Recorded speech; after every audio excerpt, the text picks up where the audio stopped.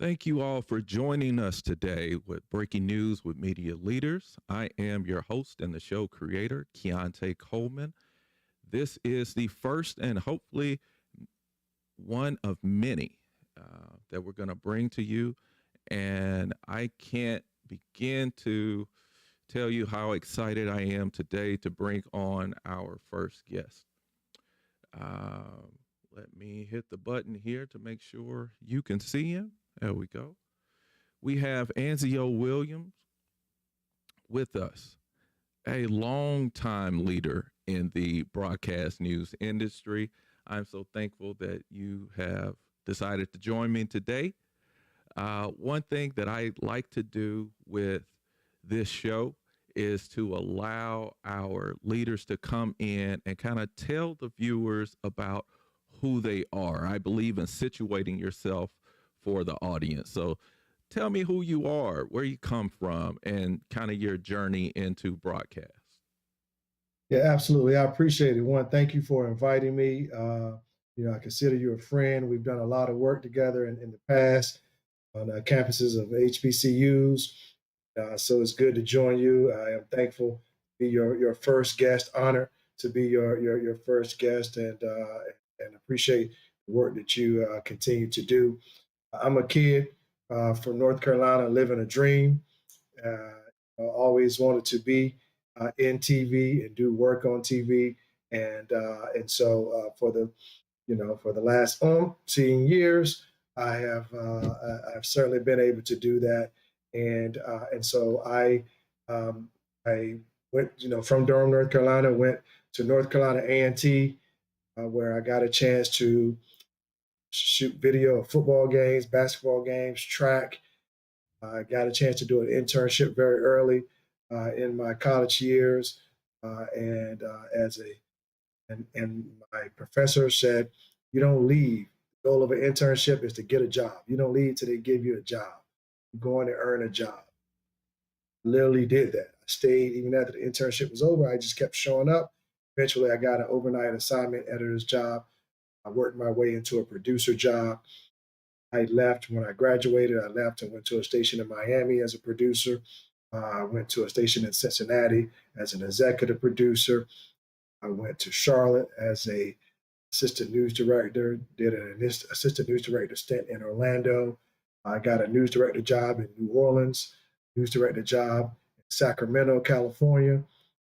Then the vice president of news job for NBC and Telemundo stations in Philadelphia. Currently, I'm the senior vice president, diversity, equity, and inclusion for the NBC Universal stations, locally owned stations. That includes our 12 Telemundo, our 12 NBC station and 31 Telemundo stations. I look at diversity and equity and inclusion for our stations through three filters. One is looking at our content. That's external. What does our content look like on our digital properties and our broadcast properties? Two, I look at DEI through the culture of our places. How do you feel when you come to work? Are you being treated with respect? Or is there equity in what we're doing and how we practice our profession? And then the third one is champion. How do we champion the good people that we have? And so I'm happy to be able to to still work in the profession, to still have day-to-day contact with our leaders who are running newsrooms, because ultimately I'm in the DEI space, but I'm a journalist. I can appreciate that. I think one thing that you hit on, which gets me to a big piece of why I started this show, is really that internship piece. Um, I I probably give away a good portion of my classes talking about internships. Like, you got to get in there. You got to get in there. So I definitely appreciate you hitting on that today. Absolutely. Listen, that's so important, to all the young adults that are watching us, right now and taking part in this. The key I would say is that you have to be in the profession. You have to be in the game. If you got to practice the game.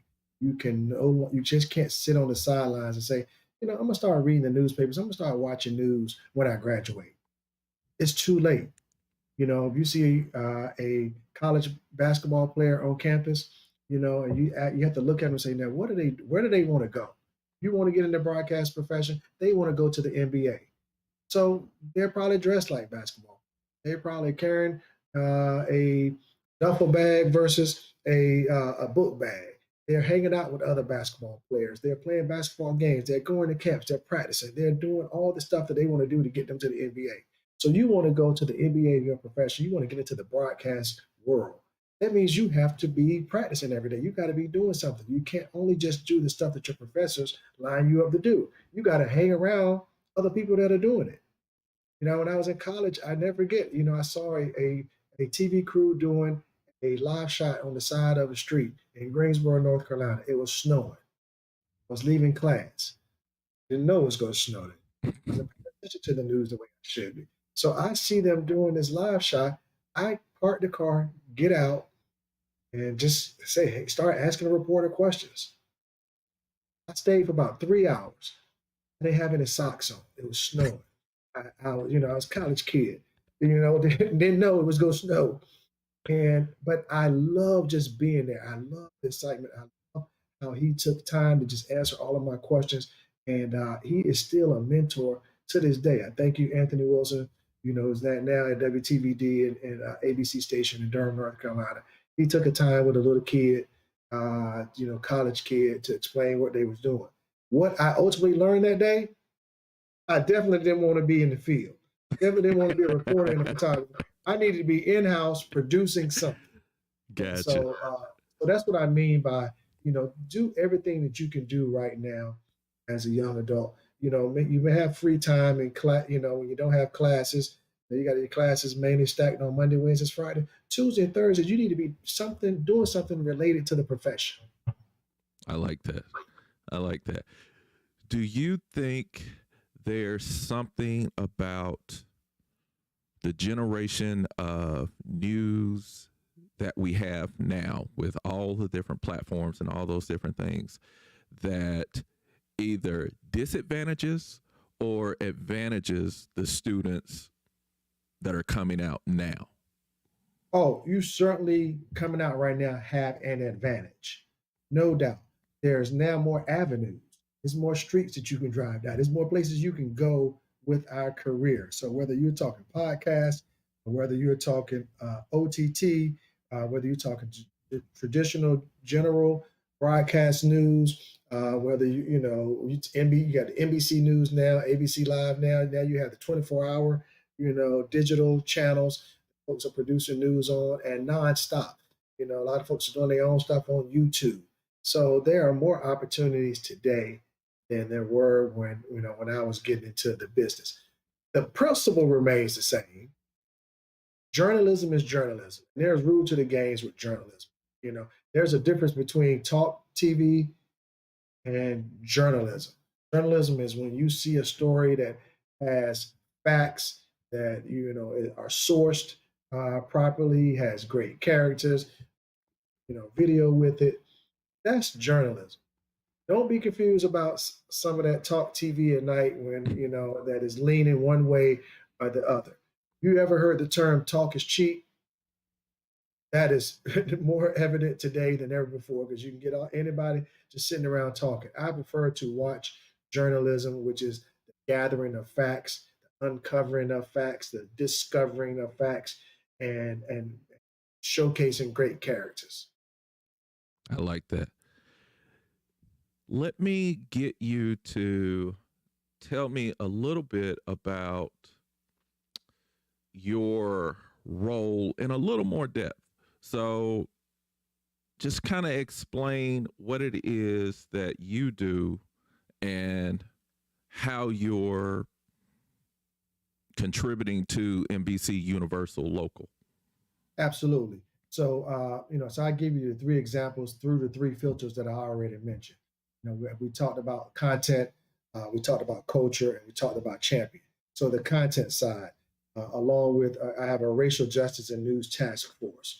So working with the racial justice and news task force that falls under me, we have created guidelines, and we created a way to measure how we show people of color on our television stations and in our digital products. So I can look at any one of our markets for a day, 24 hours, look at all their newscasts, and we can put the people of color in four different buckets. The primary bucket that you're going to see is, are we showing people of color? We account the people of color that are in positions of criminal activity. You can just go through account. Every time you see somebody, which bucket they go in? Are they in the buckets of what we call positions of authority? If there is a Latino mayor, a black police chief, Asian American school superintendent, that falls under positions of authority. The third bucket is what we call our general man on the street. If it is a person who is saying, it could be a Filipino man is great weather out today. That's neither here nor there. He's just talking about weather. Goes in that MOS bucket. But the fourth bucket is the one that we value the most: the positions of expertise. Positions of expertise. So right now we're doing a lot of talk about Ukraine. Where is my female, war expert? Where's my female, humanitarian expert? Where is, my black female LGBTQ member who can speak on the next vaccine, who may be an infectious disease expert? How do we not show the same people all the time uh, in positions of expertise? How do we spread that out? At some point in time, we have to be able to watch newscasts, not feel like every African American male is committing a crime. Now, when we say committing a crime and that positions of criminal activity, there's a lot of things that fall under that bucket. You show African American in handcuffs, mugshot, police description, ring camera video, some type of social media video. It doesn't matter. Sketch, those images matter. Those images matter. And, when young kids watch TV, if they only see people in criminal positions, I'm not going to say we're part of the problem. We are the problem. We are the problem. So we know we can be better at that as journalists. So that's one thing, just one thing that we're looking at on the content side of it. And again, it doesn't mean we don't show people of color in criminal positions. Doesn't mean we don't show it. We're just saying we're trying to do better, evening that out by also showing people of color in positions of expertise: lawyers, doctors, nurses, dentists, what have you. All right, so let's go to that second bucket. The second bucket we talked about is the culture. So I'm responsible for the culture of our places. How are you welcome you coming in as a new employee? Are your thoughts and ideas valued? Or can you go to work free of microaggressions? Can you truly be yourself and be respected? You have a right to be respected in the workplace, and share your ideas, thoughts. And so that's important. So the culture of our places, and that's a little tougher, because normally, you end up attacking what's not right, going on right. And so we really have to focus on making sure that we are clearing the way and setting the expectations on the front end. Set expectations, and then we hold people accountable. So I am fortunate that we have great leaders at NBC Universal. I'm not the first one in the diversity, equity, and inclusion space. We have over 100, people with some DEI somewhere forming their title that works for our greater company. And so NBC Universal has been at this game for a minute. So it's not too many things I'm going to try that hasn't been tried before. So we're making sure that we are really, being intentional about our moves and what we're doing. And then that third part is talked about was champion. How do you champion the good people that you have? So many people have felt like they've been doing the right things in their job. They've been in their job for 9, 10 years, but where's the upward mobility? What's next? What do I need to do to be next? And sometimes those are conversations that leaders avoid. Some leaders you'll go to like, hey, I want to know what's next. Well, what do I need to do to get a raise? Or, hey, I see there's an open position over there. What do I need to do with that? Or, hey, I how do I get a promotion? Or can I, this, you just offered me a job. How do I negotiate that? How do I counter? Those are the things when we talk about championing the good people that we have. We make sure they know that one, it's okay to ask. It's okay to ask. We want you to ask for more.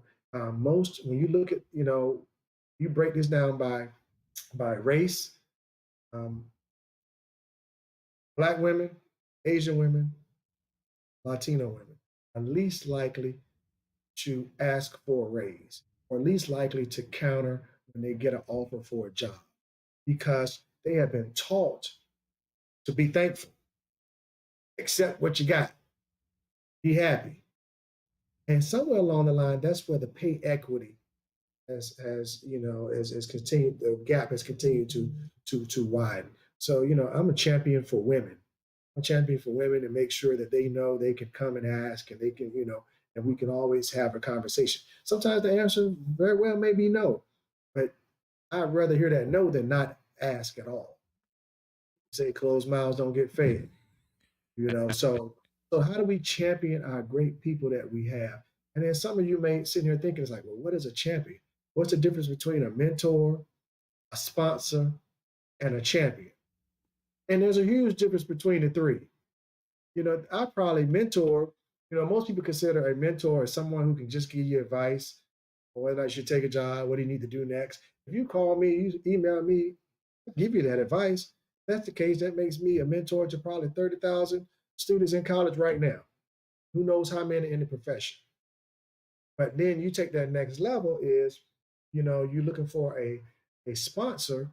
A sponsor is someone that just, what I would say, will say your name in a room where they hear about a job of like, hey, you need to go see this person right here, or call this person, hey, or call somebody else, or call Mrs. Wiggins at North Carolina A&T State University. She can tell you about the students that are coming out right now. That's somebody that can, or she can tell you about jobs or refer you to someone else to call. Introduce you to people at the network. That is, the sponsor. But when you champion someone, when you truly champion someone, that means you are willing to co-sign for them. You're willing to put your name on the line for them to get a job. I don't know about you guys, but you call me and ask me to co-sign for you to get a loan. I ain't the one. I'm not the one. No, you're not gonna waste my good credit. I don't know you like that. So co-signing for someone is you giving them credit to get a job. That's what we need. We need these champions. We need people that don't look like us to champion us. I need people, I'm talking to our leaders all the time. It's like, hey, really need you to champion two people that don't look like you. Two people that don't look like you. So I'm thankful that, for the opportunities that I had starting out, I had a lot of people that were champions and rooting for me. You said a lot right there I that know. I'm a that I talker. that I think people miss, and I want to circle back around just real quick on what you wrapped up with, that sponsorship part. Can you give a little more information on how some on the, I guess it's kind of the mentee end, how do you know when you've put in enough work to get that sponsorship? What are you looking for on your end to know that, all right, I got Anzio where he's gonna say stuff for me when I'm not there? And I'll be honest. If we're talking and I'm giving you advice, I'm giving you advice to help you succeed. I'm telling you what I know from my experiences, from being in a hiring position, from being in a position of leading others. So I'm giving you that advice. I tell people all the time: one, hiring is a selfish act. Hiring is a selfish act. I'm not going to hire somebody who cannot make me look good. So think about that. Just for in this is, you trying to get hired, you got to convince that person that, hey, you hire me, I won't let you down. I just said that because I'm a sucker for that line all day long. You call me like, I'm like, all right, I'm gonna hold you to that. I got you on that one. But that's what you are trying to convince that person, there. You want to make sure that your work speaks for itself. Your work precedes you. Your Mm-hmm. resume is normally going to precede you. Your resume has to speak for you. You can't speak for yourself. So tired of seeing the resumes that have right at the top, objective to obtain.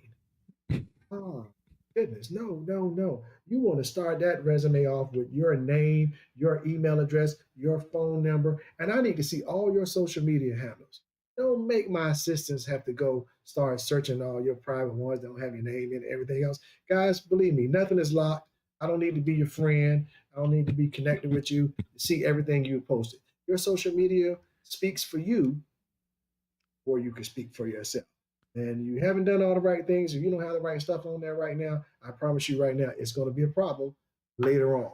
So that needs to be on your resume. When I say speak for you when you can't speak for yourself, what have you been doing the last 2 years? There's no such thing as an excuse. You know what, COVID, nobody was doing in-person internships. What was your work experience? What did you do during that time? Did you just sit on your butt? Or did you say, hey, you know what? Right here at COVID, I think my house of worship, my church, my congregation, my parish, they're trying to start up a video service and stream this thing. Maybe I should go help. Mm. Maybe I should go help. Maybe I can go work the cameras. Maybe I can go work the audio. Maybe I can go teach them how to stream this on YouTube and Facebook.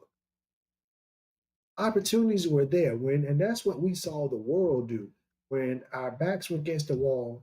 We came out swinging, and we won, and we won over COVID. But we had to do things that we had never done before. I remember, running around on a weekend saying, okay, we got to go buy cameras and laptops to go to our anchors' houses. How do we go get the signal back? We need some monitors to do teleprompter.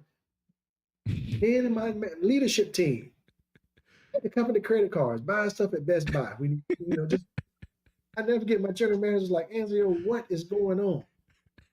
And because we knew that we could not bring back, we was buying green screens for meteorologists and extra phones so they could start doing the weather from home. So what did you do, young people that are watching, that was creative, innovative to get experience? Did you call up the National Heart Association and say, hey, I'm a, want to intern for you virtually, but I can write, some press releases for you. I can go shoot a video for you if you want and put together a highlight reel if you need somebody to introduce what you do at the Diabetes Association, at the Heart Association, Lung Association, or whatever. So many nonprofits out there. It's opportunities for you to do that. And the technology has changed. The technology has changed. I got reporters in several markets, they don't even like carrying cameras. They walking around with two iPhones and doing broadcast quality style stories on iPhones, shooting, writing their stories, and editing on their phones. Then text it back to somebody to download it and put it in the newscast. So you have the same technology that my broadcast reporters have at their hand. So there's no longer a gap. You remember when we were in school, you had to have a big camera, big heavy camera. You had to, we didn't have that. We couldn't afford that. So they've closed the gap in the consumer grade quality and the professional grade stuff that we. I love that. No excuses. Not taking no excuse. And look, and for those who are competitive like I am, there are a lot of students out there that are getting at it, finding them and talking to them every week. And when I do, we hire them. We hire them at NBC University. I always say because here we can. Here we can, and we can and we will.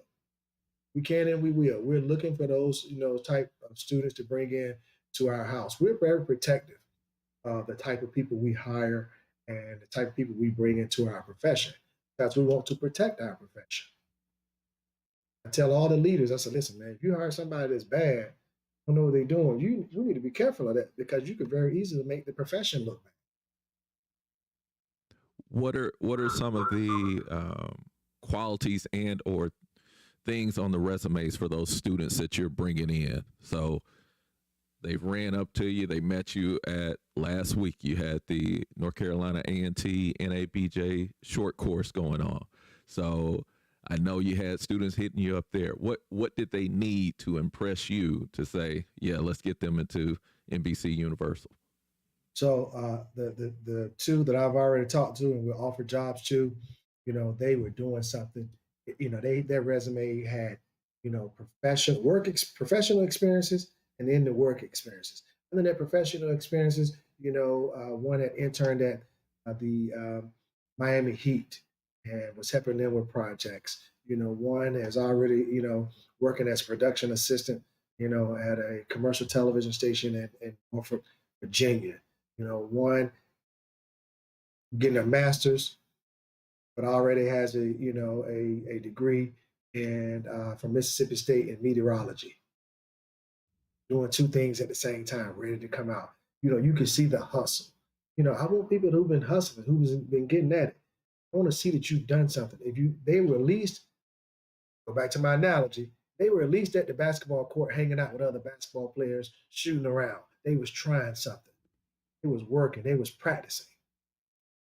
That's what I want to know. You just cannot uh, fall asleep in a Holiday Inn Express tonight and wake up tomorrow and be a journalist. No, No. there are rules to this game that you have to practice, rehearse, work. You have to practice, rehearse, and work. And if you're not, you're kind of like me. I wasn't the smartest person coming out of college. I didn't have straight A's. I'm gonna tell you, I just worked harder than that. Got there early, stayed late. I put in the extra time. I was the type I had to read things two or three times just for it to sink in. I might need to hear something twice for it to sink in. So I knew that. So I couldn't just get to class what I call in time.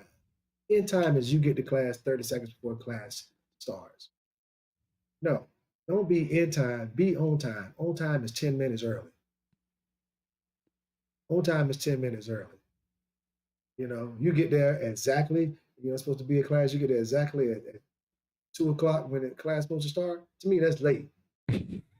That's late. And that bad practice, you would carry that with you into the work field. And I don't need that because my 4 o'clock newscast starts at 3:59:30. It starts at 3:59:30. So if you still in that bad habit of being late to class and now you late showing up in my newscast, it's gonna be problems. Yeah. There'll be problems. So we look for people like that. I'm gonna show up whenever I'm going to speak at a class, I'm gonna show up early and see who's the students that showed up early. Then I'm gonna connect with them one-on-one. I want to reward them for being the early ones there. And It I've is seen it true. happen. Yep. That's how it happens. Your parents told you the early bird gets the worm. That is absolutely true. So tell me this. When you are I'm going to jump away from the students for a second and kind of transition into, because I want this show to also hit on those early career professionals. So they've made it into the field, they got their foot in, but there are challenges that pop up. What's the advice to those early career professionals who are, I don't know if I want to deal with this, like whatever it is, because it can be a ton of different things. I'm away from home, whatever those things are. What are those things that you kind of advise them to kind of keep them going, to persevere through and keep pursuing the dream that they had to make them want to get into the field? Yeah, the one thing that I can promise you is that this is a profession that'll give you back what you put into it. It'll give you back what you put into it. You put in the work, it'll give it back to you. Two, listen to the feedback. A lot of times we only think feedback is when somebody's telling you how good or how great you are, how wonderful you are. When you call me, guess what? I'm gonna let your boyfriend, your girlfriend, your mom, and them tell you how good you are. I'm gonna give you some tips and tools that's gonna help you move it along. I don't want people around me that's gonna say, Anzio, you're good, you're so great. Guess what? I want other stuff. You saw that my title was senior vice president. I want to be the president of our division. I want to keep moving. And so if you have some information that can help me be better, I want to hear it. I want to hear it. So just take that feedback, what you're getting. Two, listen, um, mental health is real. Mental health is real. I always tell people be happy first, but don't look for happiness at work. Don't look for happiness at work. You achieve your happiness in your personal life. It's great when you can find a place that you love. All of a sudden, you just there. It's like, oh man, I don't love this. Leave. Leave before you get fired. Leave before you get fired. Don't be one of those people that work in the same place for 20 years. And, I can tell you honestly, and I've been working in the profession 1992. I know before some of you were born. I've never worked. I've never worked a day in my life. And I've covered a lot of big stories and Katrina, Hurricane Sandy, earthquakes and everything else. 9/11. That didn't feel like work. Because it had felt like work, probably those 17 and 20-hour days or Katrina, a couple of days in a row, I wouldn't have made it. I wouldn't have made it. I enjoy informing, audiences about what is happening. I enjoy the news process. I love what the principles of journalism stands for. And so I have been very fortunate, thankful that I get a chance to do this for a living. I like that. How about those mid career professionals and even mid level managers and mid career professionals that are thinking about wanting to lead, mid level managers who are, hey, I want to be that news director now. I want to be GM or what have you. What's your advice for them? Absolutely. Make sure you connect. We always talk about networking, and how do you network.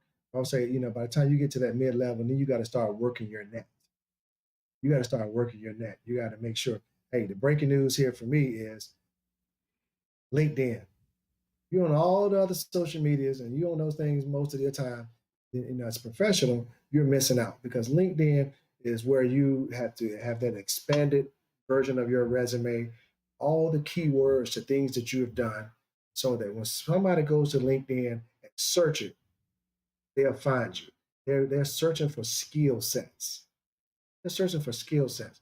My searches, they say bilingual, they say meteorologist, stuff like that. It might have NAHJ on it or AAJA, which means, I'm looking for specific type folks to come in and be with us. And if you're not on LinkedIn, I'm never going to find you. Right before I left, my last job is as VP of News over NBC and Telemundo stations in Philadelphia. I would say 9 out of the last 11 people I hired, I connected with them on LinkedIn, see their work. I can see where they were posting. I love my assistants from Philadelphia because, one of my assistants, she was very nosy. She was a nosy woman. Oh my goodness. She could find out anything about you. So she would always come through and say, oh wow, look, they've been posting, stories about the business for a long time. Or she's gonna say, I don't know about this person right here. Look at these bathroom pictures. Or, look at this right here. This doesn't look too, look at their, you know, supporting, there's a lot of political talk here. They're putting their thoughts and ideas out there, which in the profession of journalism, we don't want you to already, have your biases out there, proclaim like that. So just know the things that you do now can harm you down the road. The things that you post, can harm you down the road. Trust me, don't do it. Don't do it. And for you and the professionals, there, remember that you are in you're in a role right now at your workplace. That's not your be all end all. Make sure that in and everything you're doing for your next role. Come to work. If nobody else is dressed up in a shirt and tie in your position, maybe that's what they want to do forever. When you're looking at the people that's in the places where you want to be, start playing that role. That's the dress for the job that you want, not the one that you have. Or you're gonna be in that one that you have all the time. Start going in and playing that role right now. Like that. Is there anything you kind of touched on this a little earlier, but one thing that I know a lot of students will ask, and early career professionals will be talking about negotiating salaries and things like that. So, negotiating contracts and salaries. What are some things that they should be thinking about, looking for from your vantage point of being someone who's led, news stations and things like that? So the first thing I would say is, before you accept a job and as you're applying for jobs, research the company. When I say research the company, do a term paper on the company. Your term paper should be no less than, somewhere between 7 and 10 pages long on the company itself. Know any and everything about what you're getting into, who you're going to work for, who you're going to have leaders lead your career and your guidance, and what you're going to be doing with your time. So when it's well researched means you would have already connected with people in that company because you put that company in a search word on LinkedIn. Somebody that's in that position at that company, you very well could probably find that on LinkedIn and connect with the people who are there and maybe some who have left. You see, I'm a fan of LinkedIn. So much is because it's information at your fingertips, which before LinkedIn, you had to do a lot of dialing on the phone. You had to, do a lot of Googling trying to figure out how to get there. But LinkedIn has curated all of this for you to be able to find this. And so that's important. So I do think that, um, that folks have to do their homework. And then, when you get the offer, you know, I don't want to talk to you. This is where your champion, mentor, sponsors come in at about what should be a counter offer. What should you be expecting? Remember, you can counter, and you're better at countering when you have some bargaining chips. You just starting off, you may not have a lot of bargaining chips.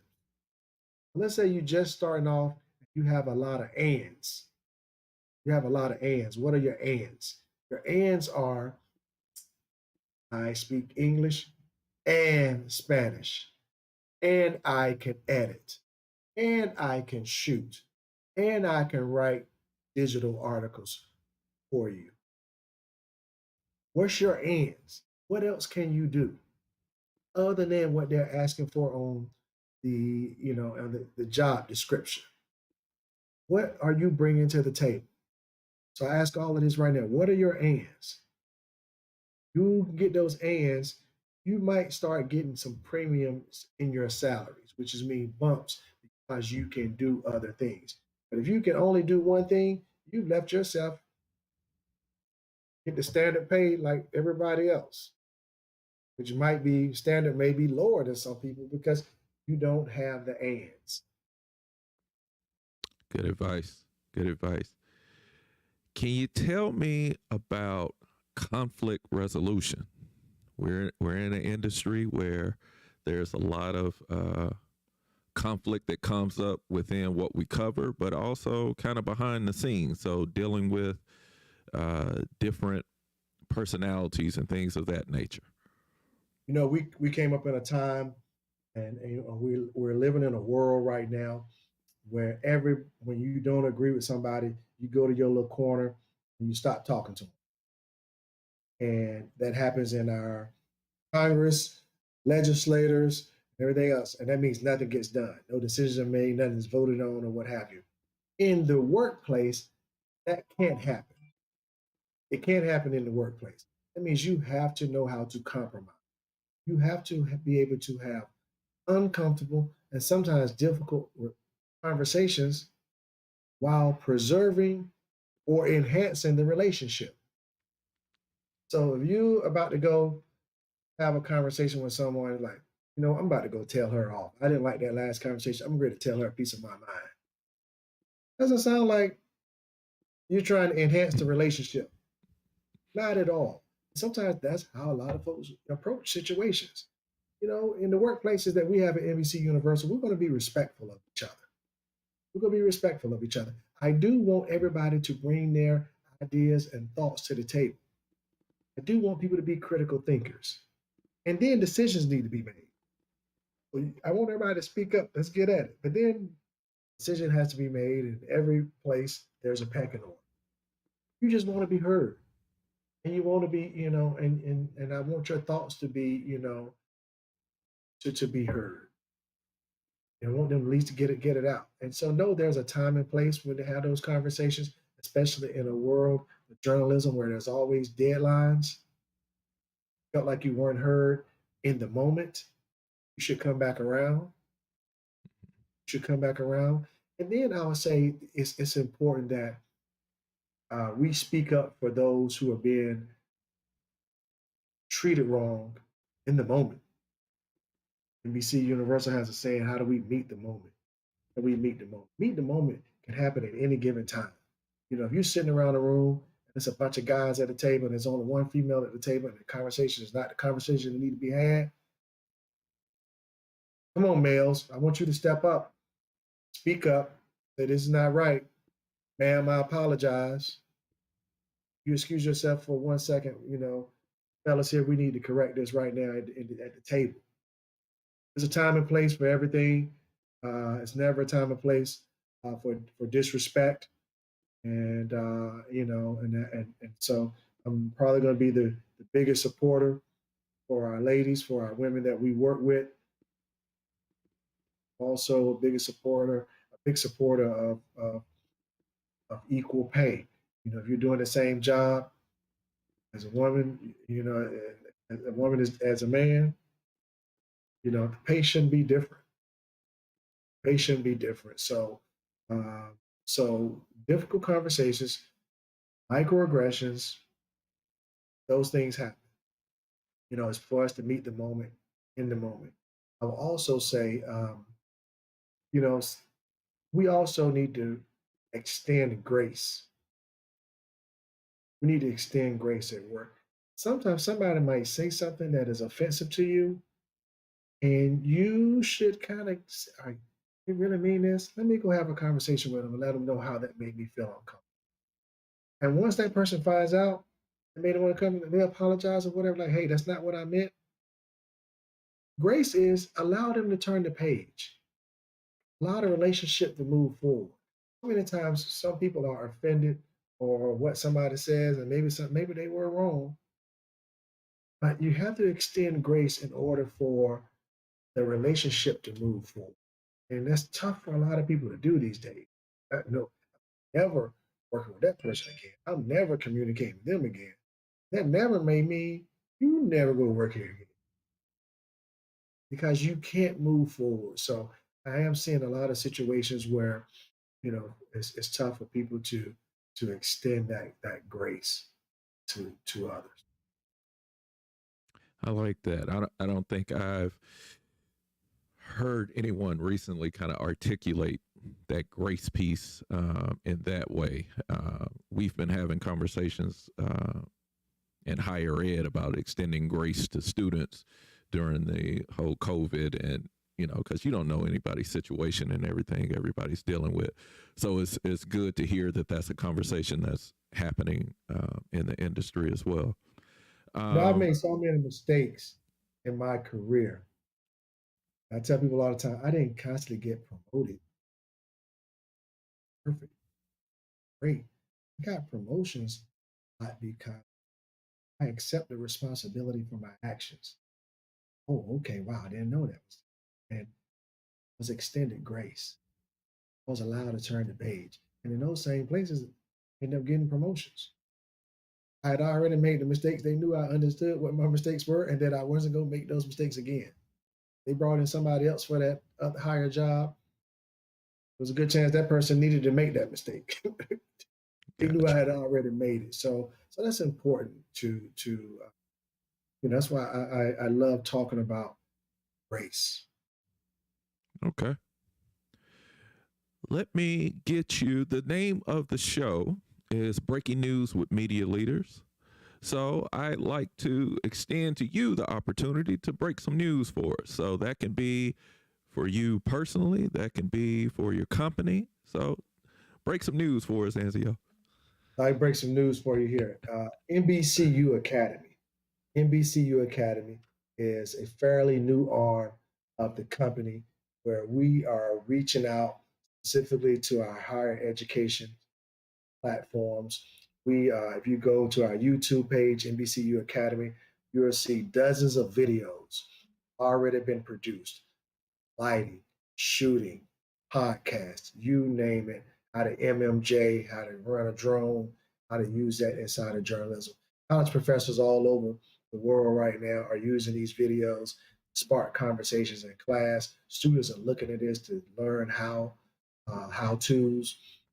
And so I'm thankful the NBCU Academy is not only just producing those videos, but we're also actively recruiting young adults from universities around the country to come be a part of our training programs.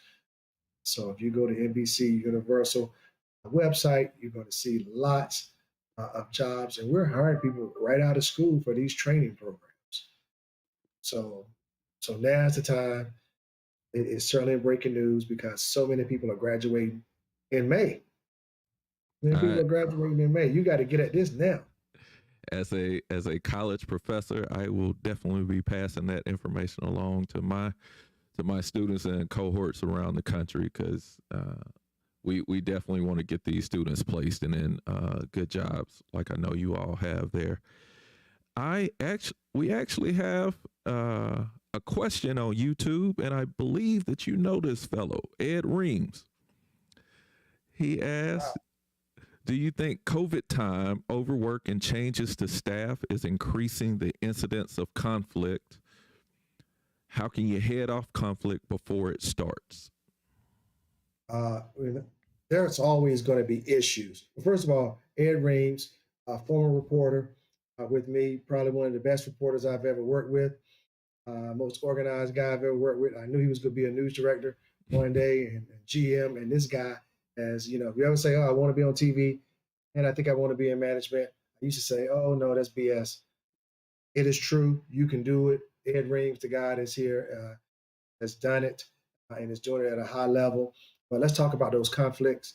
Yes, COVID has brought along more conflicts and more issues. What I'm asking for is the R before the I. R before the I. R is relationships. You got to have relationships with. When you have a relationship with the folks around you that you work definitely with, and I'm not mean like a party relationship. How about when you walk in the morning, you say, "Good morning. Hey, how you doing? How's your family doing? I know you left yesterday because your mom was sick. How's that situation?" That's what I mean by relationships. If you don't have relationships, it makes things get bigger, especially when there is an issue. So now you got an issue. The issue very well may mean that you're in the control room and the director turns around to the producer and is like, "Oh my gosh, I can't believe you didn't put the right names on the scripts that's on the rundown." And they're mad at you. They're in the moment. If you have a relationship, you and that director are walking out of there saying, "You know what, I apologize. High five, I messed it up." The director saying, "No, no worries. I'm glad I had you."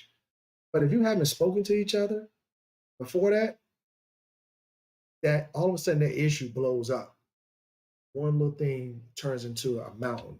And so I believe in the relationships, being cordial to each other, being truly respectful, of each other and what we're doing. And that's going to help.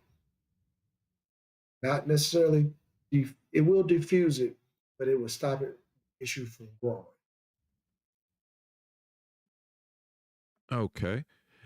I have another question that just came in, and let's see. How real is COVID proceeds when it comes to current salaries from top 20 to top 10 markets?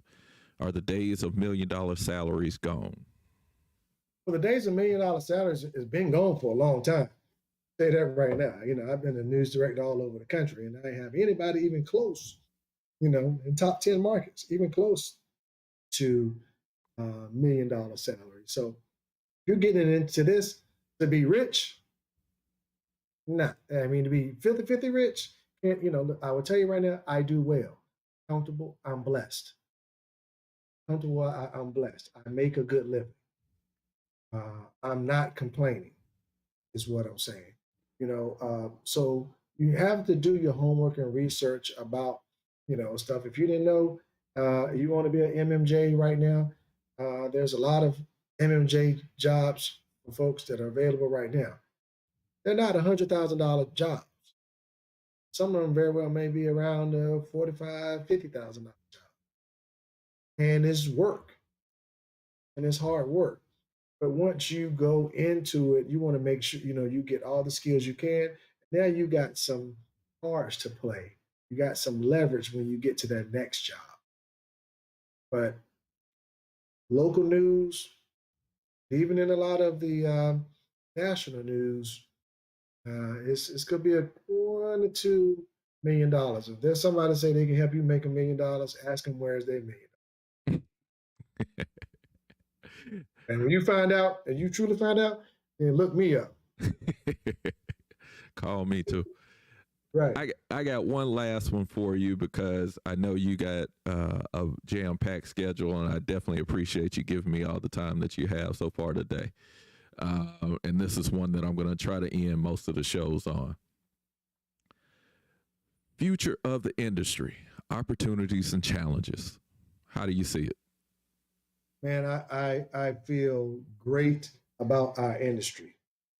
I love to hear people say, "Oh, man, with digital and internet, broadcast, TV world is on the downslopes. It's going out." I'm like, wrong. Feel very comfortable. Listen, when people are still buying TVs at alarming rate. You go to your closest Best Buy this Saturday morning, you get there around 9:58, right before they open up the doors at 10 o'clock. It's going to be a line. There's always a line at Best Buy. And then you look at those people, you can take a picture and then see what they are carrying when they come out. TVs. They're TVs. People may find out breaking news from their digital devices, it's their phone or their watch or their iPad or what have you, and then they come back to the big screen. And local journalism, local broadcast journalism, we just saw the need for local broadcast journalism during the biggest crisis ever in the world, COVID. When was the last time it was one singular event across the world? Where did you primarily get your information from? We saw families coming back, watch broadcast news and records like we had never seen before. Yes, were they finding out information in their digital devices? Absolutely. But when they wanted to hear the experts, they were coming back to their broadcast television. So I feel like, listen, right now, what's happening in Ukraine. People are coming to journalism. So whether it's our digital products, our broadcast products, our OTT, over the air stuff, they're coming to us. They're coming to us, and we're happy to serve them. And that's why we got into this business as journalists, to serve the communities we live in. So we'll keep serving our communities through all the technology changes. Journalism, the act of gathering, uncovering, discovering, informing, must always take place. We're happy to do that. Love it. I don't think we can end it any better. I definitely appreciate you joining me today, Anzio. You're the first guest on Breaking News with Media Leaders, and you set the bar high. You set the bar high for the rest. Let me tell you who's coming up next on here. We're gonna have Hank Price, author, leading local TV GM for more than 30 years. He's a columnist now for TV News Check. So he's going to sit down with me in a couple of weeks, and we're going to chop it up the same way we did with Anzio. So I hope that you will tune in and join me back here. Thank you. If you're watching now, make sure you like and subscribe. And if you're watching later, do the same thing. Definitely appreciate the love. You all have a good one.